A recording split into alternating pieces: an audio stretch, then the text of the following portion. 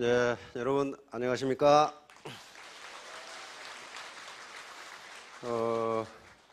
엊그제가 우리 3.1절이었죠.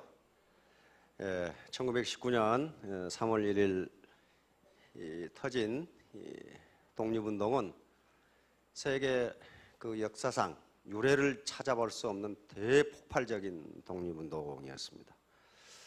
맨 처음에는 3.1 혁명이라고 그 정도로 불렸죠. 그 조상들의 그 열정, 그리고 이 자유를 얻기 위한 땀과 피, 그것 때문에 우리가 지금 대한민국이 자유 대한민국이 됐고 우리가 이렇게 편안하게 살 수 있는 것 같습니다. 우리 조상들에게 고맙게 생각해야 됩니다. 세계 역사상 그런 역사가 그렇게 흔치가 않습니다. 맨주먹으로 전 국민이 남녀노소 할 것 없이 이 한거에서 일어났다는 게 그건 역사에 거의 유례가 없어요. 그 정도로 우리 국민은 열정적이고 우리 민족은 열정적이고 이 자유를 갈구를 했습니다. 제가 이 강의 제목으로 잡은 게 파증불고, 파는 깨질 파자고요. 증은 떡시루 있죠. 떡시루. 시루 증자입니다. 시루 증. 불자는 아니 불자고 고는 돌아볼 고입니다. 그러니까 깨진 시루는 돌아보지 않는다. 다시 말하면 이미 지나간 과거는 후회해도 소용없으니 과거에 연연하지 않는다. 그런 뜻입니다. 바로 헨리 포드의 명언입니다. 당신이 할 수 있다고 생각하건 할 수 없다고 생각하건 당신이 옳다. 이 말은 무슨 말이냐 하면 헨리 포드가 아니었다면 우리는 지금 자동차를 탈 수가 없어요. 원래 자동차는 미국 부자들의 일종의 장난감이었어요. 그런데 헨리 포드는 자동차 공장을 설립해서 왜 부유한 귀족들만 자동차를 타야 되는가? 일반 서민은 자동차를 탈 수 없는가? 그렇게 생각을 했어요. 그러면 일반 서민이 자동차를 타려면은 가격이 싸야 돼요. 그렇죠? 가격이 싸야 돼. 서민이 살 수 있는 수도 떨어뜨려야 돼. 그러려면은 생산 효율을 높여야 되고 컨베이어 시스템이라는 걸 도입을 했어요. 그런데 그러기 전에 A라는 간부에게 물었어요. 자네 지금 이러이러한 자동차를 이러이러한 가격에 만들 수 있나? 그러니까 아이고 불가능합니다 사장님. 현재 기술로는 안 됩니다. 자네 말이 옳네. B라는 간부에게 또 물었어요. 자네는 이러이러한 자동차를 이러이러한 가격에 만들 수 있나? 아이고 사장님 만들 수 있습니다. 자네 말이 옳네. 그랬단 말이에요. 꼭 황희정성 비슷하죠? 그러니까 C라는 간부가 물었어요. 아니 사장님 만들 수 없다는 대답도 옳다고 하시고 만들 수 있다고 하는 대답도 옳다고 하시는데 누구 말이 진짜 옳습니까? 그러니까 포드가 한 말이 이 말입니다. 만들 수 없다고 하는 놈은 못 만들고 만들 수 있다고 하는 놈은 만들기 때문에 둘 다 만든 거지. 맞아요. 내가 성공할 수 있다고 생각하는 사람은 성공하고 없다고 생각하는 사람은 성공 못하기 때문에 둘 다 만든 거예요. 둘 다 만든 건데 어느 쪽을 택하실 건지는 자기가 선택해야 돼. 자기가. 자, 왕년에 집착 안 하기. 요 잭 웰치 바로 G2를 거의 평범한 기업으로 되어가던 G2를 다시 세계적인 기업으로 만들어버린 G2의 전설적인 경영자였죠. 우리 회사에서 말썽을 일으키는 사람들은 과거에 연연하는 사람입니다. 옛날에는 그렇게 안 했는데 이런 사람들이 있어요. 그런 사람들은 안 된다는 거예요. 왜? 그건 그때 맞았어요. 그 사람이 그때 그게 틀렸다는 게 아니고 그러나 지금은 안 맞단 말이에요. 세상에서 가장 소중한 선물은 과거도 아니고 미래도 아니고 세상에서 가장 소중한 선물은 바로 현재의 순간이다. The present. 누가 내 치즈를 옮겼는가 하는 저서로 세계적인 베스트셀러. 조그마한 책인데 그걸 가지고 교재로 삼을 정도로 유명한 책을 낸 바로 이 존슨이라고 하는 닥터입니다. 의사예요, 의사. 닥터 존슨인데 The Present, 선물이라고 하는 책에서 한 얘기입니다. 근데 The Present는 팝이에요. 동음 이어입니다. 우리말로 번역해 놓으면 선물이 되지만은 The Present는 두 가지 뜻이 있어요. 현재라는 말과 선물이라는 말 두 가지 뜻이 있어요. 그러니까 아주 기가 막히게 책 제목을 붙인 거예요. 당신에게 가장 귀중한 선물은 현재다. 그런 말이에요. 현재다. 왕년에 집착하는 사람은 뒤를 보고 운전하는 사람과 같다. 이것은 제가 한 말입니다. 뒤를 보고 운전하면 둘 중 하나예요. 뒤로 가든가 안 그러면 엎어지든가. 둘 중 하나예요. 뒤를 보고 어떻게 운전을 해요? 이렇게 뒤로 운전하면 슬립 입에다 물고 뒤로 운전하면 이렇게 된다 그런 말이에요 지금. 자, 파징 불고. 이 얘기는 어디에 나오는, 후한서에 나오는 얘기입니다. 한나라 알죠? 한나라, 중국의 한나라. 전한이 있고 후한이 있는데 후한 말기에 굉장한 대학자가 있었습니다. 그리고 인품이 덕이 아주 훌륭해서 그 시대에 누구나 존경하는 곽태라는 대학자가 있었는데, 이 학자가 어느 날 이렇게 산책을 하는데 앞에서 시루를 지고 다니면서 팔던 사람이, 이게 맹민이라는 사람인데, 시루가 땅에 떨어져 깨져버렸어. 깨져버렸는데 이 젊은이가 깨진 시루를 돌아보지 않고 그냥 가, 유유 그냥. 그래서 곽태라는 대학자가 이상히 여겨서, 자네 왜 시루가 깨졌는데 뒤도 안 돌아보고 그냥 가나? 그랬더니 이미 깨진 시루를 돌아봐서 뭘 합니까? 그러고 그냥 가. 아, 이 사나이가 보통 사나이가 아니다. 그래서 이 곽태라는 대학자가 자네 글 공부를 좀 해보지 않겠나. 그래서 글 공부를 시켜서 10년 후에 벼슬을 하고, 그 다음에 그 나라 정승판사가 돼버렸어요. 이 맹민이라는 사람이. 다시 말하면 이미 지나간 과거 가지고 연원해서는 안 된다는 얘기예요 지금. 여기에서 파증불고, 다시 말하면 깨진 시루는 돌아보지 않는 법이다. 지나간 과거는 아무리 후회해도 소용없으니 지금 깨진 게 지금 그 돌아봐야 무슨 소용이 있냐. 그런 배짱을 가지고 있는 사람이었기 때문에 이 삼공이면 우리나라 영의정, 좌의정, 우의정에 해당하는 벼슬입니다. 거기까지 올라가 버린 인물이 됐어요. 복수불반분. 이것은 엎어진 물은 다시 동이에 담을 수 없다, 이런 뜻이에요. 엎어진 물이 뭡니까? 이게 과거예요. 과거. 과거는 다시 돌이킬 수 없다. 이것은 강태공의 고사에서 나온 얘기입니다. 강태공이 영감탱이가 되도록 살림살이는 돌보지 않고 책만 읽고 있어. 그리고 시간 남은 가서 낚시질만 해.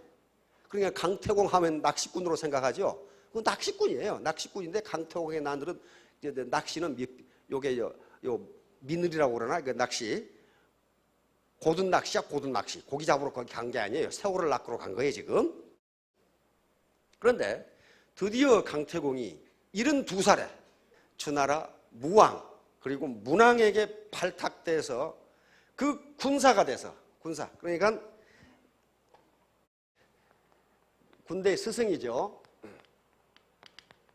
군사가 돼서 그 앞에 상나라를 쓸어버리고 천하를 통일합니다. 그런데 강태공이 요 남정네가 돈은 안 벌어다주고 맨날 글 공부만 하고 있어. 정치, 경제, 사회, 문화, 군사, 지리, 천문 공부하고 있으니까 마누라가 이 영감탱이야 돈 좀 보라오라고 볶다가 도망가 버렸어. 애따 모르겠다. 저 영감은 못 살겠다. 그런데 드디어 72살에 천하를 평정하고, 바로 강태공이 제나라, 지금 산동반도죠. 제나라 임금, 군주로 부임하게 됩니다. 군주로. 그러니까 도망갔던 할망구가 갑자기 나타나가지고 지금 임금이 돼가지고 간단 말이에요. 임금이 돼가지고 군주가 돼가지고 제후로 간단 말이에요. 그러니까 우리가 예정을 생각해서 다시 사는 게 어떻느냐, 이러자 강태공이 동이에다 물을 좀 퍼오느라 그래가지고 물을 땅에다가 쏟아버리고, 이걸 다시 주워 담으면 내가 같이 살게. 이거 주워 담을 수 있나요 이거?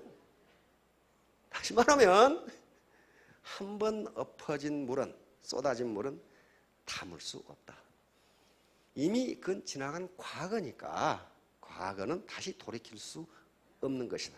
복수불반분, 이렇게 이야기합니다. 섭유욱이라는 책에 있는데 이게 진짜인지 가짜인지는 잘 모르겠어요. 이게 지금 강태공이 낚시질한 데를 관광지로 개발해 놓은 겁니다. 위수라고 하는 중국의 강이죠. 황하강과 양자강 사이에 있는 강인데 이 조어대 낚시질한 곳이다. 강태공께서 사진 찍도록 여기 보면은 이제 낚싯대가 있고 갓이 있고 그렇습니다. 강태공은 바로 대기만성형 인물입니다. 72세의 군주가 될 줄을 어떻게 알았어요? 가장 강력한 제국을 건설한 게 강태공이 이 학식이 아주 풍부하거든.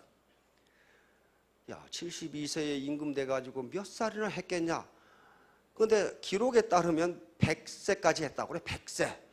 그 정도면 임금 충분히 했죠. 근데 다른 기록에는 139세까지 한 걸로 돼 있어요. 또 다른 기록에는 139세가 아니라 200세까지 하다가 신선이 됐다. 또 그런 기록도 있어. 대기만성형입니다. 대기만성형. 강태공이 기왕 나왔으니까 성공하려면 어떻게 하느냐? 이것을 강태공이 무왕과 문왕에게 얘기해서 이렇게 해야 된다고 얘기해서 천하를 차지하게 됩니다. 바로 인덕의도야. 문왕이 물었어요. 누가 천하를 차지하는가? 명쾌합니다. 천하의 이익을 백성과 나누는 자가 천하를 차지한다. 맞죠? 실제로 이렇게 했어요. 그래서 문왕과 무왕이. 그럼 인이 뭐냐? 하늘의 때와 땅의 재물을 백성과 나누는 자에게 사람이 모인다. 그 다음에 덕이 있는 사람에게 사람이 모인다. 아픈 사람 고쳐주고 배고픈 사람 밥 먹게 해주고 등승을 이야기합니다. 그러면서 덕이 있는 사람에게 사람이 모인다. 의, 백성들과 동고동락하는 사람에게 사람이 모인다. 과거에 인구가 적을 때 사람이 모이면 그 나라는 흥하는 겁니다. 그렇죠? 그 다음에 도, 이득이 생기게 하는 자에게 사람이 모인다. 이거 맹자에는 항산 항심이라고 그랬어요. 내가 파트너에게 이득을 줄 때에 그때 파트너는 떠나지 않는다. 맹자에 나오는 얘기예요. 맹자에 나오는 얘기예요. 내만 돈을 벌면은 잘 먹고 잘 살아. 다 떠난다. 자, 바로 이걸 가지고 천하를 아주 휩쓸어 버립니다. 그러니까 단순히 무력만 가지고 천하를 얻을 수가 없어요. 인심이 천심이라고 했으니 인심을 얻어야 천하를 얻을 수가 있습니다. 복순환수. 엎어진 물은 수습하기가 힘들다. 담기 힘들다. 그런 말이에요. 요것은 이제 주매신 한서라는 책에 주매신 전에 나오는 이야기입니다. 주매신도 역시 계속 공부만 하고 살림살이를 이게 돌보지 않아. 그래서 집이 가난해서 뗄나무, 그 뗄나무 있죠? 뗄나무를 해서 시장에 팔아서 겨우 호구지책을 하네. 그런데 이 주매신은 뗄나무 지게를 지고 가면서도 계속 책만 읽어 이렇게.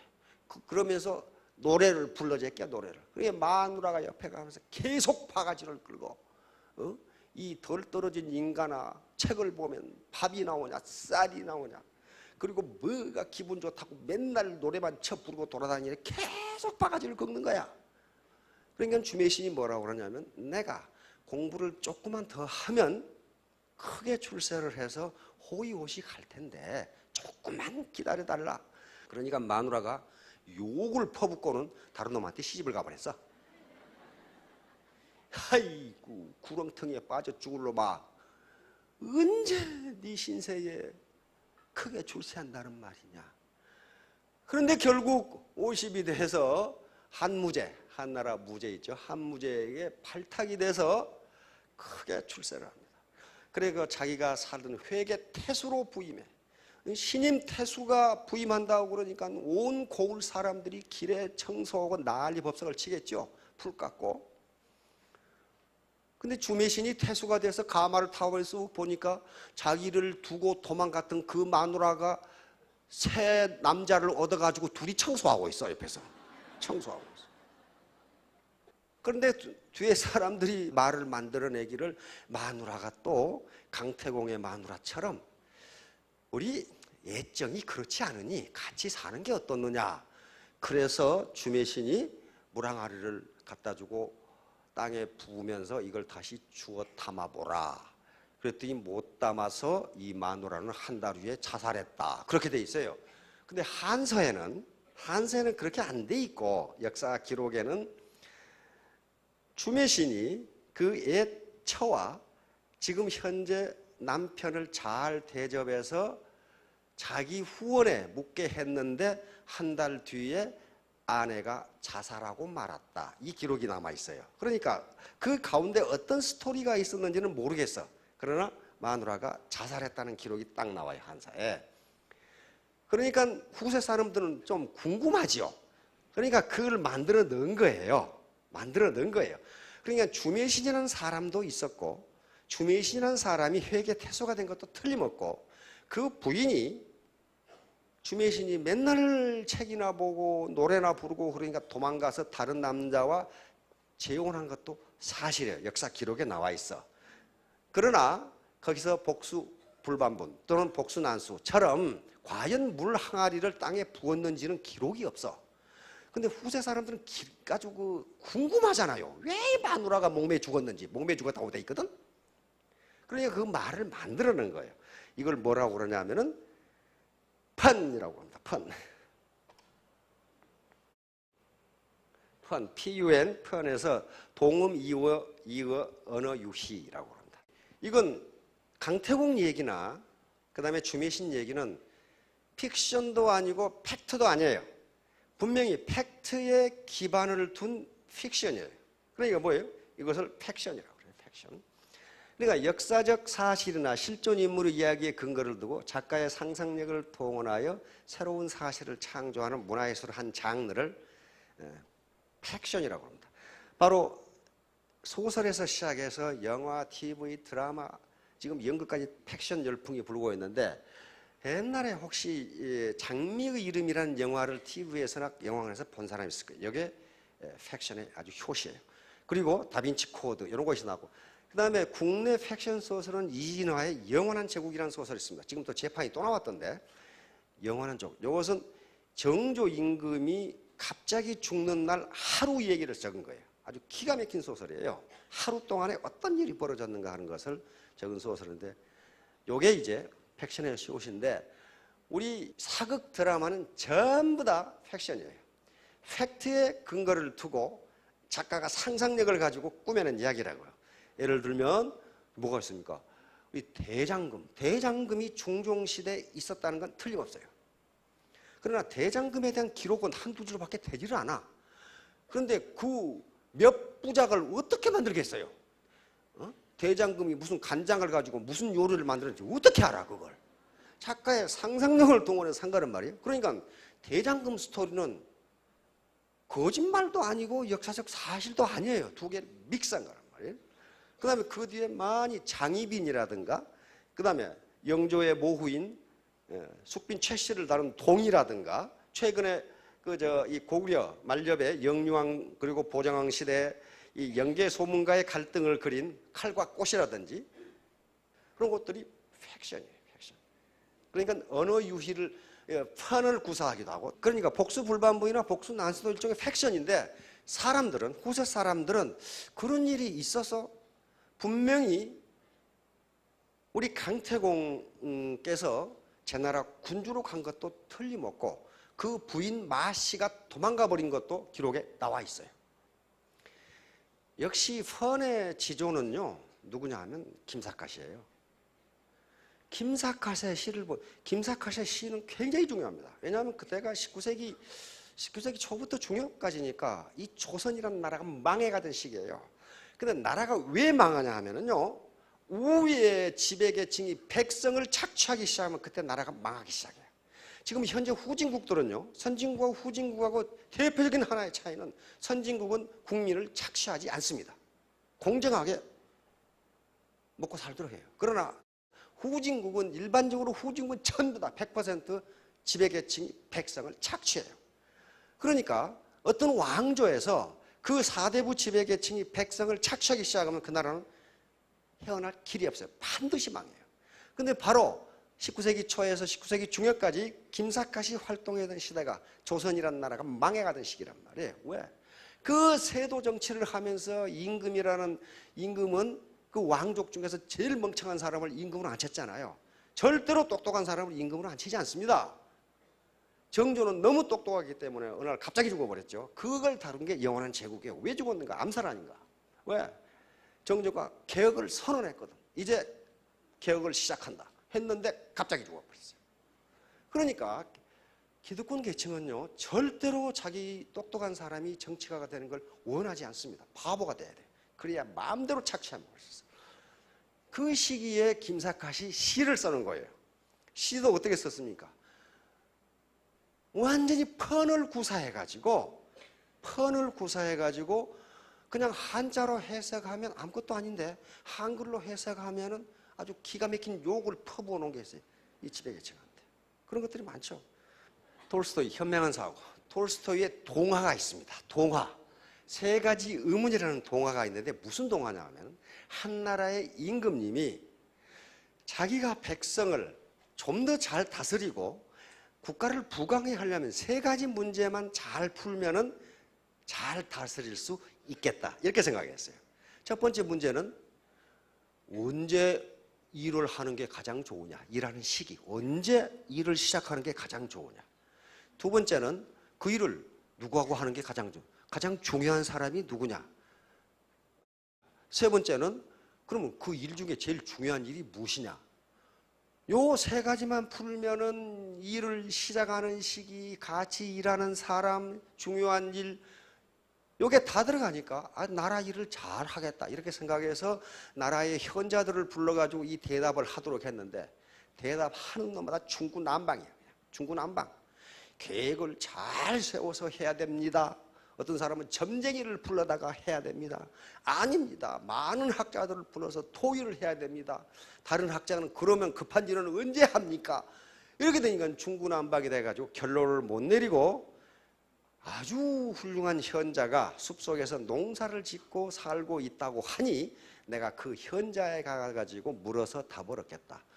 그런데 그 현자는 귀족은 만나주지 않고 서민만 만나준다고 하니 왕이 자기 경호원들을 다 숲속에 숨겨놓고 농부 복장을 하고 현자를 만나러 갔어요. 그리고 현자에게 다짜고짜로 물었어. 도대체 일을 시작하는 가장 좋은 시기는 언제입니까? 가장 중요한 사람은 뭡니까? 가장 중요한 일은 뭡니까? 근데 이 현자는 아무 말도 안 하고 쟁기질만 하고 쟁기질만.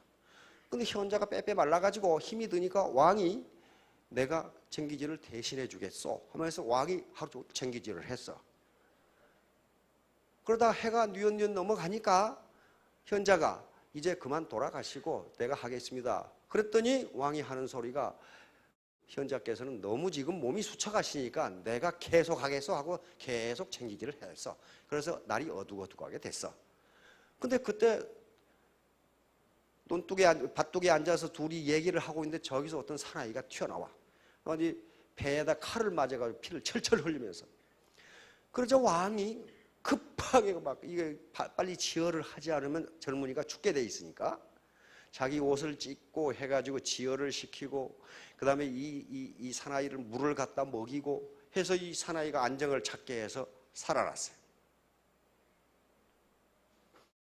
그런데 그 이튿날 아침에 이 살아난 사나이가 뭐라고 그러냐면은 저를 용서해 주시겠습니까? 아니 자네가 누군데 내가 용서하나? 나는 당신을 죽이러 온 사람입니다. 이렇게 된 거야. 우리 형제들을 당신이 해쳤기 때문에 당신이 혼자 숲속으로 지나가는 것을 보고 내가 당신이 나오면 죽이기 위해서 숨어 있다가 당신 호위병한테 걸려서 내가 배에 칼을 맞고 왔는데 당신이 나를 살려줬습니다. 당신이 만약에 용서하신다면 나는 평생도록 당신에게 충성하겠습니다. 이렇게 된 거예요.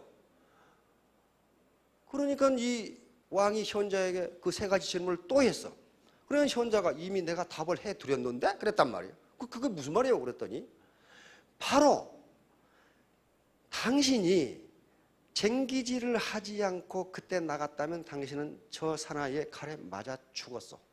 그러니 당신이 그 일을 하기 가장 좋은 시기는 그거였어. 쟁기질이었어. 그 다음에 그 사나이가 왔을 때 당신에게 가장 중요한 일은 그 사나이를 살려주는 것이었어. 살려주지 않았다면 당신은 저 사나이는 지금도 당신에게 복수를 하려고 할 거 아니에요. 그리고 가장 중요한 일은 내 옆에 있는 사람에게 좋은 일을 하는 것이요. 그러면서 나중에 다시 결론을 내려줍니다. 당신에게 가장 중요한 시기는 바로 지금이다. 지금 당신이 하고 있는 일이 가장 중요하다. 그 다음에 당신 바로 옆에 있는 사람이 가장 중요하다. 그러니까 당신은 그 사나이가 가장 중요했던 거다.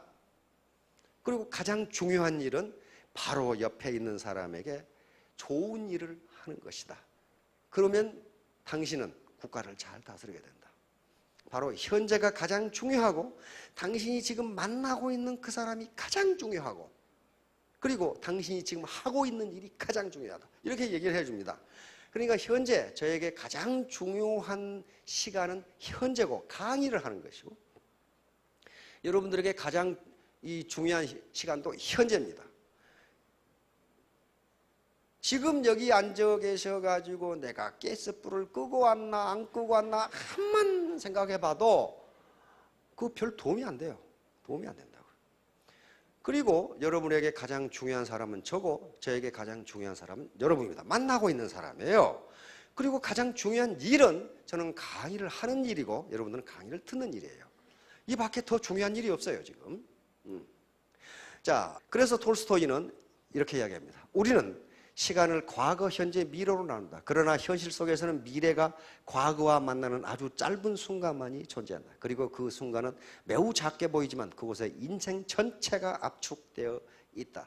이게 톨스토이가 마지막으로 죽기 전에 쓴 책에 있는 내용입니다. 그래서 인생을 합산하면 현재를 전부 합해놓으면 인생 전체가 되는 거지 과거는 이미 지나갔기 때문에 되돌릴 수가 없어요. 미래도 아직 오지 않은 시간이기 때문에 미래에 내가 어떻게 해야지 그건 있을 수가 없어요. 현재밖에 존재하지가 않습니다. 바로 선물, 현재 똑같은 뜻입니다. 바로 스펜서 존슨이 쓴 책이에요. 이게 바로 전부 펀입니다. 회일단 이것도 칭찬은 고래를 춤추게 한다. 그 책 들어보셨죠? 지금도 시중에서 많이 팔려요. 많이 팔리는데 전번에 한번 제가 말씀드린 바 있는데 그 책에는 고래가 춤춘다는 말은 한마디도 안 나옵니다. 한마디도 없어요. 고래가 어떻게 춤을 춥니까? 의역을 한 거예요. 그 책 제목은 웨일단이에요. 즉 고래도 할 수 있다. 근데 저것은 펀입니다. 웨일단. 잘했네 그 말이에요. 잘했네. 근데 책 제목을 잘했네 그렇게 붙여놓으면 팔리겠어요? 안 팔리니까 칭찬은 고래도 춤추게 한다. 그러니까 그냥 아주 제목을 섹시하게 붙여놓으니까 몽땅 팔려가지고 저렇게 된 거예요. 펀이니까 영어로 펀이니까 우리말로 번역하면 말이 되질 않아요. 그러면서 스펜서 존슨 박사가 결론을 내립니다. 이 책에서 귀중한 시간을 사용하는 4가지 방법. 자, 현재 속에 살기. 보다 행복하고 보다 성공하기를 원한다면 어떻게 하라고요? 바로 지금 일어나는 것에 집중하라. 바로 지금 중요한 것에 관심을 쏟아라. 그 다음에 과거에서 배우기. 과거보다 더 나은 현재를 원한다면 과거에 일어났던 일들을 돌아보라. 그것에서 소중한 교훈을 배워라. 내가 왜 성공 못했는지. 그리고 지금부터 다르게 행동하라. 자, 미래를 계획하기. 현재보다 더 나은 미래를 원한다면 멋진 미래의 모습을 마음속에 생생하게 그려라. 그것이 실현되도록 계획을 세워라. 지금 계획을 행동으로 옮겨라. 그 다음에 목적 실현하기. 당신의 일과 인생을 보다 의미 있게 하기를 원한다면 목적을 가진 삶, 목적을 가진 삶을 살아야 되는데 그것은 무엇을 왜 하는지를 알아야 된다. 내가 무엇 때문에 돈을 버는지를 알아야 된다. 알아야. 그러면은 그 목적을 실현할 거 아니에요. 내가 내 노후를 위해서 좋습니다. 그 다음에 자식 교육을 위해서, 부모를 봉양하기 위해서, 이웃에 봉사하기 위해서, 교회에 헌금하기 위해서 무슨 목적이 있어야 될 거 아니에요. 목적이. 그 목적이 뚜렷하면은 그 목적을 실현할 수 있다는 거예요. 자, 이제 애터미 사업 여부의 판단인데요. 이것은 자기가 스스로 판단해야 돼. 실제로 국가의 이 공공 프로젝트건 또는 기업에서 어떤 투자를 할 때는 이 방법으로 합니다. 이 방법으로 하는데 비용 편익 분석이나 비용 효과 분석을 하는데 여기에 전제는 뭐냐면 세상에 공짜는 없다. 세상에 공짜는 없다. 분명히 애터미 사업으로 월천택, 이천택, 오천택이 될 수 있지만은 절대로 공짜가 아니다. 공짜가 아니라는 건 뭐예요? 뭔가 얻는 게 있으면 지불하는 게 있다는 거예요. 희생하는 게 있다는 거예요. 즉 투입, 인풋이 있어야 아웃풋이 있다는 얘기지 아무것도 안 했는데 3년간 있었더니 월천댁이 됐다. 천만의 말씀 그렇게 되잖아요. 미국 가면 꼭 그 영감탱이가 하나 있어. 그 영감탱이 만날 때마다 욕을 퍼부어주는데 나보다 나이가 작으니까 욕을 퍼부어도 돼요. 왜냐하면 속알머리가 없거든. 갑자기 강의하는데 왜 나는 3년 됐는데 로얄이 안 되냐 이게. 그 3년간 뭐 했냐 그랬더니 집에서 맨 자빠져 놀았어. 그러니까 3년 되면 로얄 된다고 그러니까 시간만 지나면 되는 걸로 그렇게 하는가 봐. 그렇게 안 돼요. 안 돼요. 자, 다음. 자, 요거예요. 뭔가 비용을 지불해야 되는데, 희생, 코스트를 지불해야 되는데 그 코스트가 만만치가 않아요. 이건 무슨 현금이 들어간다든가 그런 게 아니에요. 전부 심적인, 감성적인 거란 말이에요. 체면, 자존심, 위신, 속상함, 속이 있는 대로 상하죠. 아주 몰상식하게 사람을 대하는 정말 몰상식한 인간들의 몰상식한 대우 때문에 속이 있는 대로 상할 수가 있어요. 그게 코스트예요. 코스트. 시간 투입해야 되는데 취미생활을 못해. 늦잠 자기. 늦잠 자는 것도 기분 좋거든. 여가 즐기기, 연속극 시청, 여행 등을 제한하지 않으면요 성공할 수 없어요. 저거 할 거 다 하고 언제 합니까? 그 다음에 반대. 가족, 친인척, 친구들이 반대합니다. 그럼 반대하면은 되물어 보세요. 반대? 그러면 네가 내 노후를 책임질 수 있어? 그럼 어떻게 책임집니까? 저도 죽어버리고 없을 텐데. 책임 못 져요. 책임 절대로 못 집니다. 반대하는데 반대하는 사람에게 되물어 보라고. 네가 내 노후를 책임져 줄 수 있느냐? 없어요. 그러니까 그 반대, 노력 투입, 육체적 피곤함 이것도 전부 코스트예요. 비용의 투입이에요. 그리고 귀찮음, 인간관계의 피곤함. 혼자 있기를 좋아하는 분들도 있습니다. 사람 만나는 게 귀찮아. 그냥 귀찮아 죽겠어. 이걸 소위 영어로 말하면 귀차니즘 그래요. 무슨 말인지 모르시는 분 나중에 이제 귀찮아. 이 사람 만나요. 여기 앉아서 앉아있는 것도 귀찮고 말이지. 이런 것들이 비용이고 희생이고 인풋 투입이에요. 요걸 투입하면 나오는 게 있어요. 생계소득 또는 경제적 자유. 폭넓은 인간. 혼자 있으면 우울증 걸려요. 우울증 걸립니다. 그 다음에 봉사, 기여, 자아실현. 다시 말하면 내가 소득을 얻어서 가난한 이웃, 가난한 교회 등에 봉사할 수 있는 것도 굉장한 소득이에요. 그렇죠? 그 다음에 리더십 발휘, 강의 기회. 자기가 어려운 사람을 위해서 리더십을 발휘하고 강의를 해줄 수 이것도 기회고, 국내 여행을 할 수 있고, 당당함. 내가 지금 소득이 있으니까 당당하게 누구를 지원해 줄 수 있고 만날 수 있고 충분한 축의금을 줄 수가 있어요. 지금은 결혼 청첩장 하면 가슴이 덜컹하죠. 이거 안 가자니 그렇고 가자니 주머니가 그렇고. 지금 시즌이요. 청첩장이 저한테는 무지하게 날라와요. 그러나 죄다 아주 아리까리해. 안 가자니 그렇고 가자니 힘들어 죽겠고. 그러나 경제적으로는 문제가 없어. 그렇죠? 특히 사회적으로 높은 지위에 있었던 분들은 자기 부하나 후배들을 잘 챙기기 싫어서 안 챙기는 게 아니고 경제적으로 챙길 수가 없는 경우가 많아요. 그런데 만약에 주머니가 월천댁, 월천남 정도만 된다고 해도 당당하게 후배들에게 밥 한 번 살 수 있습니다. 그런 것들이 이제 얻는 거예요. 그런데 이게 이쪽이 크냐, 이퀄이냐, 이쪽이 크냐에 따라서 하고 말고는 자신이 결정해야 돼요. 이 비중을 어떻게 생각하느냐 하는 것은 개인의 문제이고 이 비중을 어떻게 생각하는 것도 개인의 문제예요. 자, 다음. 자, 요걸 생각하셔야 돼요. 이 장수 시대. 현재 우리나라 한국 노인 소득이 OECD 국가 중 꼴찌입니다. 요즘 여러분들이 뉴스를 보면서 가장 가슴 아픈 일이 뭡니까? 가족 동반 자살. 그 통계를 보면요, OECD 국가 중 이 우리나라가 자살률이 최고인데 그 최고가 너무 최고이기 때문에 그 OECD 통계를 보면요, 그래프를 이렇게 그려놓고 한국은 이쪽으로 읽을 걸 그려놨어요. 이쪽으로 읽어가지고는 한국의 자살 숫자가 나오지를 않아.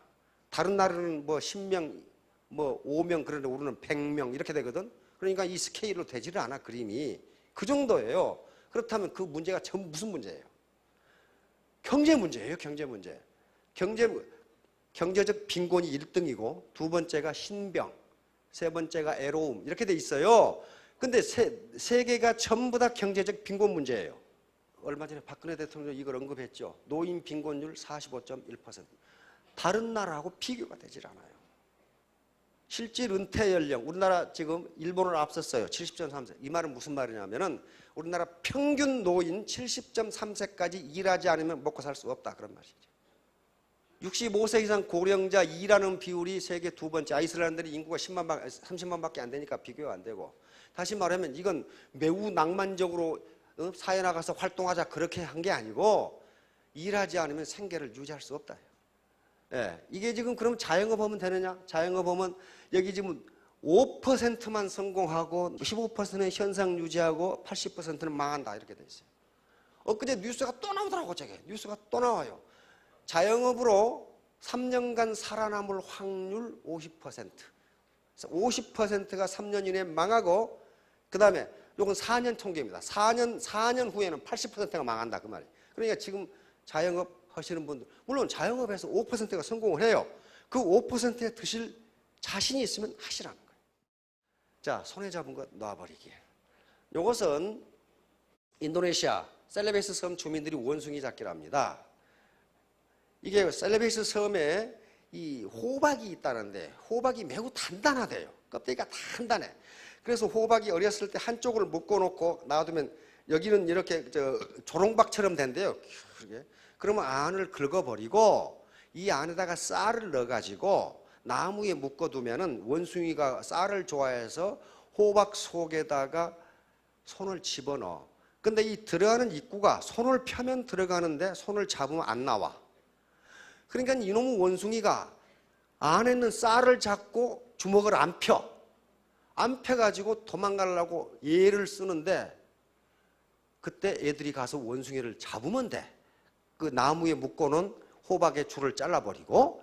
그런데 잡혀가지고도 안 나니까 박을 들고 다닌대. 이렇게 잡혀가지고도 안 노니까 그 쌀만 놔버리면 자유를 얻는데 주먹을 안 펴. 즉 자기가 가치 있다고 생각되는 것을 주먹에 넣고 안 버려.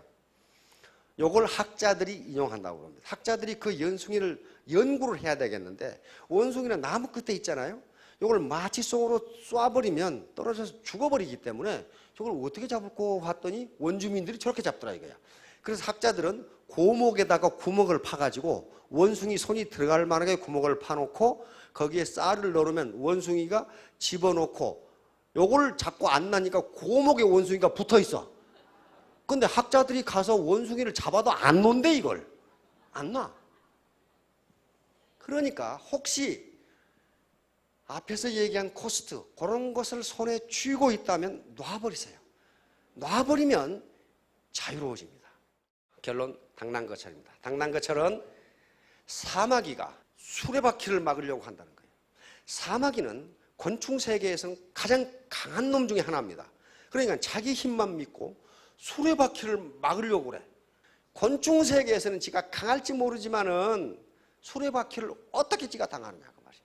여기서 수레바퀴는 여러분들이 생각하기에 뭐라고 생각하냐면은 세월의 흐름이라고 생각하시면 됩니다. 내가 아무리 과거에 왕년에 뭘 했지만은 세월의 흐름을 막을 수는 없어요.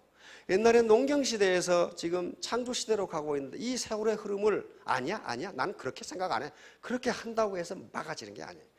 그 책에 보면 사마귀가 떡 수레바퀴 못 가 이놈아 했는데 수레바퀴는 아무 일도 없었다는 듯이 그냥 지나갔다 그렇게 돼 있어요. 그러니까 깔려 죽었는데 어떤 놈이 깔려 죽었는지를 수레 탄 사람은 몰라.